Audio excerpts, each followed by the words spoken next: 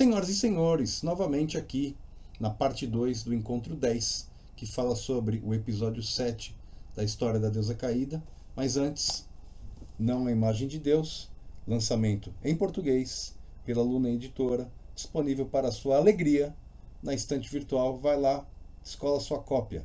É um livro maravilhoso, eu vou falar sempre, isso aqui é uma pérola. Pois o episódio 7, ele nos aponta para um lado dessa mitologia toda, que não é só a história do Aeon Sophaia, que caiu do pleroma, que passou por perrengues, e depois entrou em metamorfose e se transformou em Gaia, o planeta Terra. O mito entrega outras mensagens. Olha só que interessante. Ao longo das suas aventuras, o Aeon Sophaia, a deusa do pleroma, ela descobre e aprende. Então tenham isso em mente, pessoal. Os Aeons dos gnósticos, eles não se enquadram nesse conceito bíblico que nós estamos acostumados de Deus. Yahvé é o ser supremo aqui.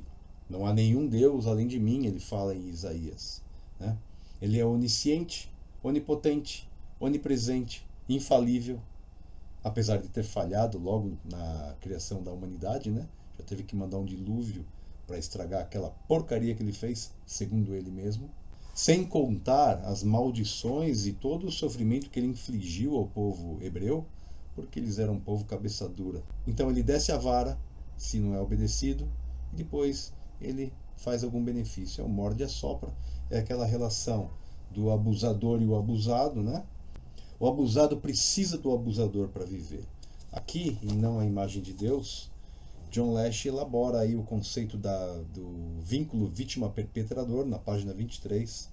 Olhando aquela história de Jó, né, você consegue ver um perfil psicológico aí do Deus ciumento, Yahvé, e também do indivíduo que adora e teme Yahvé ao mesmo tempo. Né? É uma relação, na minha opinião, doentia. Por outro lado, os Aeons do pleroma, aí, dos setianos, valentinianos e as outras escolas gnósticas, para eles, os Aeons são como criaturas do mundo natural. Eles também descobrem e aprendem no decurso das suas experiências. Né? Na história da deusa caída, pelo menos, eles observam o desenrolar das vidas que eles criam sem interferir. E a pergunta fica, mas para que interferir se eles já sabem de tudo? Para que interferir se eles são perfeitos? Aquilo que eles criam são perfeições? Eles são infalíveis, onipresentes, oniscientes e onipotentes? Isso é um erro interpretativo. Esse perfil não é de Yahvé. Esse perfil não é de Sophaia.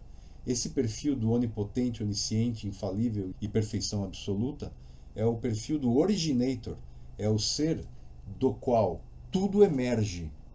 Vejam, os Aeons, sendo sobrenaturalmente vivos, eles realizam coisas numa escala de amplitude inconcebível para a mente humana.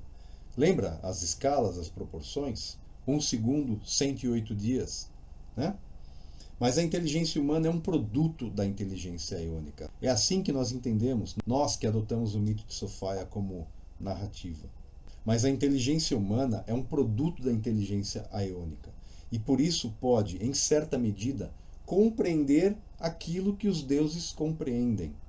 Os Aeons do pleroma, que são para nós infinitos, utilizam a mesma linguagem conceitual que um humano utiliza para descrever o seu próprio comportamento. Cada Aeon é um atributo do originator. Eles representam conceitos. Né? Então é o conceito de sabedoria, é o conceito de intenção, de irmandade, ágape, eros, unção, paciência, união, e etc, e etc. São infinitos conceitos. O conceito de cada um dos infinitos atributos do ser incognoscível, do qual tudo emerge. É uma descrição precária, porque utilizamos qualidades do mundo humano, mas não exclui categoricamente a compreensão do mundo divino, ou seja, o sobrenatural. O mundo natural, ele emerge do mundo sobrenatural, correto? Tal compreensão humana é certamente ínfima, mas não é trivial, e corretamente desenvolvida, também não é ilusória. A Tábua de Esmeralda, escrita por Hermes Trismegisto, o Hermes 3 vezes grande, ela diz o seguinte: As above, so below. Para nós, above seria o mundo eterno, onde vivem os seres eternos, os aeons, tá? Os criadores. E o below seria o mundo da criação, a vida orgânica criada no pleroma pelos aeons. Então Hermes ensina o seguinte: o que acontece no domínio acima, né, acontece também no domínio de baixo. Na liturgia cristã recitamos algo parecido, né? Assim, na terra como no céu. Mas há uma inversão aqui. A terra nós entendemos como o kenoma, o lugar onde está, né, a humanidade. E o céu é o pleroma, o lar dos deuses, que seria o above, que nós citamos aí há pouco. Os sábios sabiam da importância das palavras. A sintaxe era a palavra. Nós entendemos que tal inversão, above, as above, so below, e assim na terra como no céu, é uma coisa deliberada que foi inserida na liturgia e corroborada por todos os envolvidos, que eram, sem dúvida alguma, homens de grande sabedoria, portanto eram conscientes dessa alteração da sintaxe. E a inversão passou a ser recitada e repetida como ensinamento de Jesus, o Cristo, o Salvador, até fazer calo no cérebro do fiel. Mas espera aí, César, você acha que essa inversão faz alguma diferença para o fiel, aquele que segue o cristianismo e que vive por essa narrativa? Absolutamente não. Para ele, tanto faz. É assim na terra como no céu, o pão nosso cada dia, blá, blá, blá. Sem problema algum. Mas isso é só uma forma de ver a coisa, né? A forma como nós estamos colocando é uma forma de ver a coisa.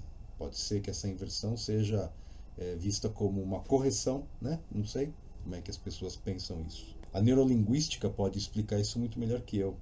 Mas veja, a Terra, assim na Terra, aqui no lugar da matéria, como no céu, no lugar do pleroma eterno, onde vivem os aeons, eu consigo ler a seguinte mensagem: eu, o único Deus aqui embaixo, no kenoma, na Terra, sou o reflexo dos aeons, perfeição, aeônica, eternidade. Mas isso é um erro, um big error, porque Yaldabaoth Samael Saklas, o Deus cego, não sabe ou não enxerga que foi gerado por poderes infinitamente maiores do que ele. Yaldabaoth não aprende, Yaldabaoth não descobre. Aprender e descobrir é dotação do antropos. Eu e você. Nós fomos criados no pleroma, no núcleo da galáxia, por aeons, que são correntes plasmáticas supervivas, emanação dos superpoderes, emanação de superpoderes, forças animadas e animadoras. Enquanto os Archons, Yaldabaoth e seus minions, as autoridades, né, eles foram criadas pelo impacto das torrentes de Sophia no kenoma, né, ela que é torrente plasmática superviva, com qualidades criadoras, a deusa que caiu. Numa palavra, o Antropos é uma criatura feita para manifestar as características dos aeons do pleroma, que nada mais são do que atributos do originator do Propater. Aprender e descobrir nos faz infinitamente mais capazes em intelecto que os Archons. Yaldabaoth não aprende, é cabeça dura, como ele mesmo chama o povo escolhido. How dare you? Mas vejam um detalhe: esse ciúme do Deus da Bíblia não é humano, demasiado humano.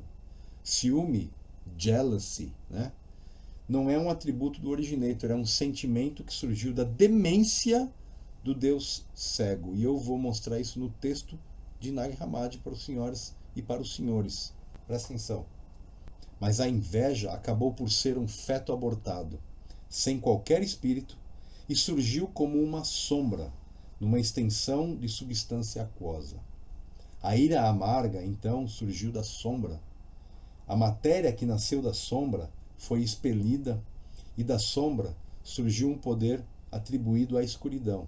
E as autoridades que vieram depois chamaram a sombra de caos ilimitado. O caos ilimitado aqui, então, seria a limitação do alcance do scanner radioelétrico dos Archons. É o que eles conseguem enxergar. Com essa coisa de escanear ao seu redor, a sombra pressentiu que havia alguém mais forte do que ela. Ficou com ciúmes e, de repente, deu à luz a inveja. Sobre a origem do mundo, no capítulo A Origem de Sophia e das Autoridades do Mundo. São metáforas, galera. As sombras a gente entende aqui como o Kenoma, né? O reino da matéria, os braços galácticos. O caos ilimitado é o alcance do scanner, como eu falei antes, né? Tudo que ele vê, entre aspas. E ele ficou com ciúmes e deu luz à inveja. Isso não é metáfora. Isso é, pelo menos, 3 anos de psicanálise, 3 vezes por semana para essa pessoa. Porque ela tem um problema sério aí. Ela tem inveja, então ela tem ciúmes. Então isso é uma patologia que pode ser tratada hoje em dia aí num divã, né?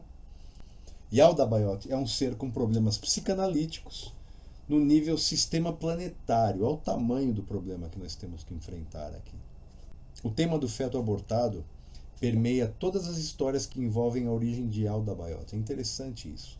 No frigir dos ovos, os Aeons aprendem, mas Yalda Bayot, o Lord Archon, que os gnósticos identificaram com o perfil psicológico de Yahvé, esse não aprende. Esse é meio cabeçudo. E poderoso, né? É o tamanho da encrenca que a gente tem na mão. Uma outra lição aqui dos cadernos de Nag Hammadi é o seguinte: Sophia está ligada pela consciência tanto ao Originator e aos outros Aeons, lá no Pleroma, como com sua prole aqui, nós, o Anthropos 10. Mas César, o que seria o equivalente aeônico, né, para consciência? Calma lá, né? É difícil essa. Mas não seria uma mera fantasia atribuir esse fator humano de consciência à deusa. Não seria, não. A única forma que temos de compreender as forças super-humanas, super-vivas, é tendo como referência a nossa experiência humana, porque é tudo que temos, é evidente. As artimanhas de abstração da mente não nos servem, né? Tudo que vive na escala humana é um resultado e expressão de vida em escala cósmica, como diz nosso querido Hermes, as above, so below. Portanto, a comparação com a experiência humana não é ilusória, mas precisa, claro, ser tratada com a devida parcimônia. As cosmologias gnósticas, em especial no texto sobre a origem do mundo, elas indicam explicitamente que o sistema do mundo arcôntico entrou em colapso, mas não elaboram sobre como ou por que isso aconteceu. Eles falam o seguinte sobre o primeiro esterioma, olha só. Presta atenção nas metáforas. A partir da matéria, a autoridade criou para si uma morada e chamou-lhe céu. A partir da matéria, criou um apoio para os pés e chamou-lhe terra. Isso é sobre a origem do mundo. Como o chefe criador, que aqui eles usam o termo arquigenetor,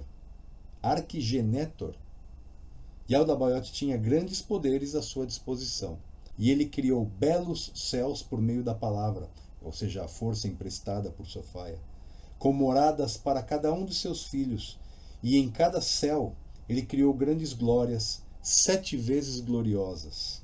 Cada filho tem no seu céu tronos, mansões, templos, carros, espíritos virgens e suas glórias, que se estendem até um reino invisível, bem como exércitos de poderes divinos, senhoriais, angélicos e arcanjos, miríades incontáveis para que possam servir. Esses tronos, mansões, templos, carros, espíritos virgens e todas essas glórias são metáforas para planetas e órbitas, né, galera? Então, o sistema de 6 planetas, o primeiro esterioma, entra em colapso. Olha só o que diz o mesmo texto sobre a origem do mundo. Este céu e esta terra, ou seja, o primeiro esterioma, foram perturbados pelo desordeiro que estava por baixo de todos eles.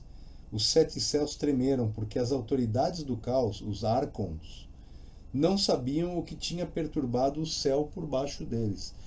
O céu deles caiu. Isso é uma metáfora para o colapso do esterioma. A mensagem aqui, galera, é a seguinte: os Arcons, cegos que são, não foram capazes de descobrir nem aprender que a obra do artífice demiurgo era imperfeita.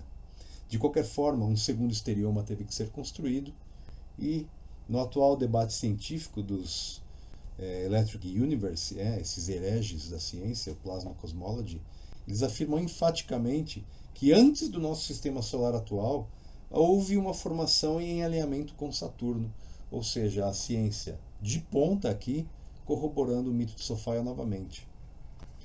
Mas o segundo esterioma foi estabelecido com a ajuda das forças gravitacionais do novo Sol, Savitri, e sob supervisão de Sophia. Diz o texto seguinte: desde então, o céu e a terra estabeleceram-se através de Sophia. Sophia supervisionou a construção desse novo esterioma. Isso está em Sobre a Origem do Mundo.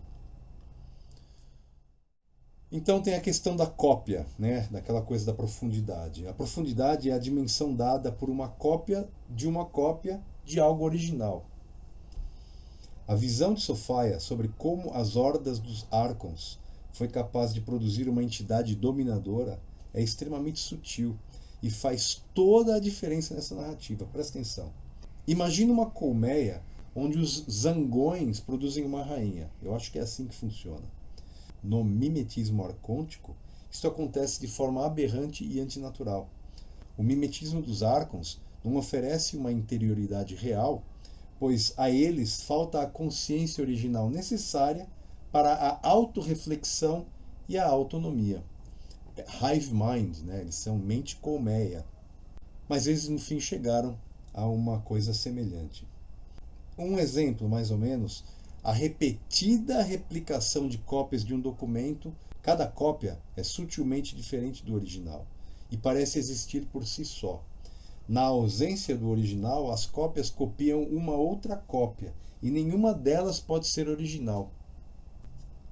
Assim, a informática e a inteligência artificial, que é erroneamente chamada de inteligência, só podem replicar o que é original, mas nunca substituí-lo.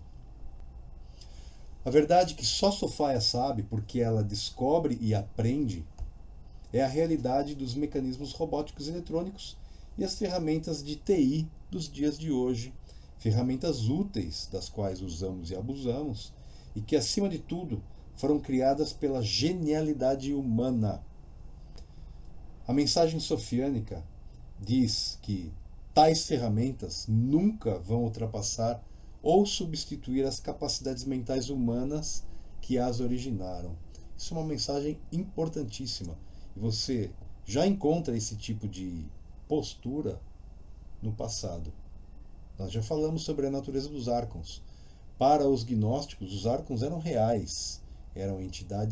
São entidades extraterrestres que influenciam a nossa história aqui através de seus lacaios e seus minions. É interessante isso. Isso que eu acabei de falar é apenas uma das implicações de longo alcance do discernimento sofiânico, que é a gnosis proposta pelo animismo sofiânico. A mutação arcôntica é uma coisa interessante também, que eu vou tentar falar rapidinho aqui. A mutação arcôntica é declarada, mas não totalmente elaborada nos escritos gnósticos. A passagem é dramática, presta atenção. Mas quando reconheceu a perversidade que tinha acontecido e o roubo que o seu filho tinha cometido, arrependeu-se. Sophia, né? O arrogante tomou o poder da sua mãe. Era ignorante, pois pensava que não existia ninguém exceto a sua mãe. Mas quando viu a multidão de anjos que tinha criado, enalteceu-se por eles. Quando a mãe percebeu que os elementos das trevas tinham surgido de forma imperfeita, ou seja, com forma de feto abortado, explicitamente escrito em copta, compreendeu que o seu companheiro não tinha colaborado com ela. Foi o resultado do ato unilateral sem o seu companheiro Felity lá do pleroma. O ato prúnicus que deu toda essa confusão aí. A espécie aberrante, Apresenta dois tipos de corpo, o neonatal, ou seja, aquele ET Grey, né, parecido com aquilo, e o tipo dracônico leonino. Olha só o texto. A incorruptibilidade habita os reinos infinitos. Sophia, que é chamada de Pistis, queria criar algo sozinha, sem o seu parceiro. Estamos vendo aqui. O que ela produziu veio a ser algo material como um feto abortado.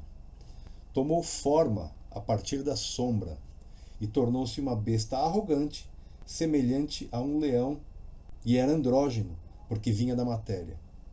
Então, do feto abortado, nós temos aqui uma forma de leão. A criatura abriu os olhos e viu uma quantidade imensa e ilimitada de matéria, e tornou-se arrogante e disse: Eu sou Deus, e não há ninguém além de mim, conforme Isaías, né? Em 3 ocasiões. Essa frase chave que liga Yaldabaoth a Yahvé por comportamento, ela se encontra em Isaías, as referências estão aí, e os senhores deem uma olhada lá.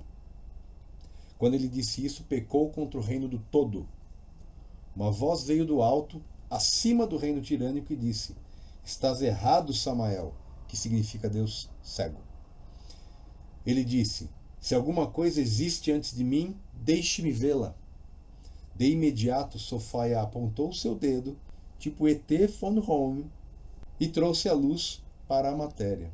Esta autoridade era andrógena e criou para si um enorme reino, um esterioma, uma extensão sem limites. Pensou em criar para si uma descendência e criou para si 7 descendentes andrógenos como o seu progenitor. E ele disse aos seus filhos: Eu sou o Deus de tudo. Ora, Sophia do Insight, que é sabedoria, sendo um Aeon, concebeu um pensamento a partir de si mesma, com a concepção do espírito invisível e do pensamento prévio, sua pronoia. Ela queria gerar algo como ela própria, sem o consentimento do espírito, que não tinha dado sua aprovação, e sem o seu parceiro Thelete, e sem a sua consideração. O parceiro não deu a sua aprovação. Ela não encontrou seu parceiro, não teve se exigir, e fê-lo sem o consentimento do espírito e sem o conhecimento do seu parceiro. Ato prunikos, ordinária. Como é que ela apronta uma dessa? Saiu dela uma coisa imperfeita e de aparência diferente da sua, porque ela a tinha gerado sem o seu companheiro. Não se parecia com a mãe e era mal formada. Quando Sophia viu o que o seu desejo produzira, essa coisa transformou-se na figura de uma serpente com o rosto de leão, e os seus olhos eram como relâmpagos. Ela o produzira por ignorância. Ela deu à sua prole o nome Yaldabaoth. Isso vem do livro secreto de João. Uma observação aqui, essa metáfora dracônica vai para a forma reptiliana, tá? E não a forma da serpente. A serpente é um réptil, mas é diferente dos lagartos, jacarés, dragão de Komodo, né? E essas criaturas dracônicas. E tem mais aqui, veja só. Depois da queda, aconteceu o seguinte: Pistis apareceu sobre a matéria caótica que tinha sido expelida como um feto abortado, sem qualquer espírito, e quando Pistis viu o que surgiu da sua deficiência, ficou perturbada. Quando Pistis Sophia quis fazer com que essa coisa sem espírito se tornasse uma semelhança do divino e dominasse a matéria e todos os seus poderes, apareceu pela primeira vez um arconte, saído das águas de aspecto leonino, andrógeno, carregando grande autoridade, mas ignorante quanto à sua origem. Quando Pistis Sophia ouviu mover-se no fundo das águas, disse-lhe: Jovem, venha cá, que é o significado de Yaldabaoth. Esse texto está em Sobre a Origem do Mundo. É notável, se não espantoso, que a inteligência milenar gnóstica apresente uma descrição exata dos 2 tipos mais conhecidos de ETs alienígenas que nós temos aí circulando no imaginário humano e se metendo nos assuntos humanos, né? Alguns dizem. E aí vem a questão da correção, né? Que é o fim do episódio 7. A repreensão de Sophia a Yaldabaoth é um tipo de proclamação profética rara nos escritos gnósticos. Ela é única, de fato. Mas eu não chamaria de profecia, não. Eu não chamaria nem sequer de ameaça. Eu diria que é confiança. Pistes, o termo pistes é confiança. Esse desafio divino remete aí ao cenário atual da história do planeta Terra e da nossa humanidade, onde o mundo inteiro enfrenta a consumação da obra dos Arcons. O seu desafio a Yalda Bayot, na sua chamada de atenção, Sophia invoca uma criança, duas vezes, né? Ela usa a expressão criança imortal de luz e fala aquela criança luminosa. Essa criança, obviamente, é o Anthropus 10, é a descendência dela, a 10ª emergência do Anthropus 10, que tem muito mais capacidade mental e intelectual do que os Arcons. Portanto, nós temos a aptidão para pôr para baixo toda essa mentira e toda essa ilusão e essa loucura que os Arcons proporcionaram para o ser humano. E o Anthropus sou eu e você, querido herege. Depois que os céus, as suas autoridades e todo o governo foram estabelecidos, o Criador Supremo exaltou-se e foi glorificado por todo o exército de anjos. Todos os deuses e os seus anjos louvaram-no e glorificaram-no, e ele cantava encantado. Gabava-se vezes sem conta e dizia-lhes: eu não preciso de nada. Eu sou Deus e não há outro além de mim. Você percebe que esse tema de eu sou Deus, só eu sou o Deus, esse tema também ele persiste. Ele aparece em vários textos, né? Inclusive na Bíblia. Quando ele disse isso, pecou contra todos os imortais que se manifestam, os Aeons do Pleroma, né? E eles observaram atentamente. O texto aqui deixa bem claro que os Aeons, a irmandade, a unidade do Pleroma, tá aí do lado, o pessoal que está do lado certo da cabine de observação, né? Eles estão lá observando as aflições da irmã Aeon Sophia. E o texto segue, veja bem. Estás enganado, Saclas, Deus cego que és, pois és apenas um Deus impostor, inflado pela ilusão de poder. A autoridade que reivindicas pela tua arrogância depende da tua mentira, e quando a mentira falha, pereces. Há uma criança de luz imortal que veio à existência antes de ti, que se levantará contra os teus fantasmas. Essa criança luminosa irá espizinhar-vos em desprezo, esmagar-vos-á como um oleiro esmaga a argila.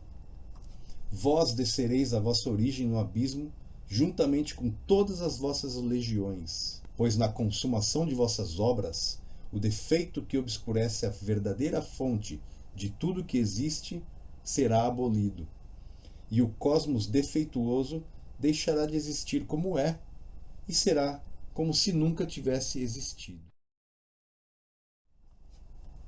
Repito, nós entendemos que esse desafio divino, que eu gosto de chamar de a correção de Sophia, não é uma profecia, não é uma ameaça, é confiança de Sophia no seu filho, na sua criança, o ser humano iluminado e imortal, a criança de luz.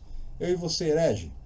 Então, cada um de nós que agora conhece e vai conhecendo cada vez mais a história de Sophia, a gente vai fazer questão de fazer parte dessa história. Esta importante passagem do mito de Sophia, da correção, está hoje inscrita nos corações e mentes de todos aqueles que conhecem a história da deusa caída e optam por viver suas vidas transpessoalmente, guiados pela narrativa sagrada, a biografia da Mãe Divina. Então, ficamos aqui hoje com nossos comentários sobre o episódio 7, e no encontro 11 falaremos sobre o episódio 8, onde Sophia finalmente se transforma no planeta Terra, o Terrarium, onde nós, eu, você e todo mundo que você conhece, vive, procria, progride e leva a nossa vida de acordo com uma narrativa totalmente alienígena à verdadeira fonte de vida, que é Gaia Sophia, o Aeon que caiu do Pleroma. Lembrando que nesse sábado agora eu e John Lash vamos começar uma série de encontros onde discutiremos aí o animismo sofiânico direto com a fonte. Vejo vocês lá e até mais. Um grande abraço.